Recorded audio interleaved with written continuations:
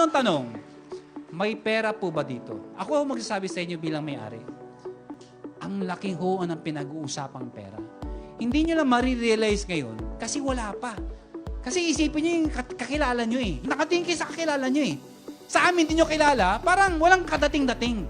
Naniniwala ba kayo dun sa pagkakilala mo yumaman? Mas iba yung dating? Pagka mag-anak mo, kaibigan mo, kapitbahay mo, kaya walang pinagkaiba dun sa yung kapitbahay, nagkaroon ng rep. Kamagtaka next week, yung kapitbahay may rep na rin. Alam mo yung ganong inggit? So, kasi kilala mo eh. Pero pag di mo kilala, walang dating. Nakuha niyo ako? So, ang question, may pera po ba dito? Ang sagot ko ito.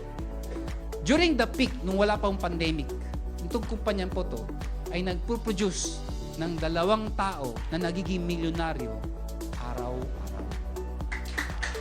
Ulitin ko, araw-araw. Uulitin ko, araw-araw. Ano ibig sabihin nun? Itong araw na to, 2 tao naging milyonaryo. Susunod na araw, 2 tao ulit ang naging milyonaryo. Anong gusto ko i-point? Ang gusto ko i-point, tumataas yung percentage na pwedeng yumaman yung katabi nyo. So, question, may pera ba dito? Yes, may pera po.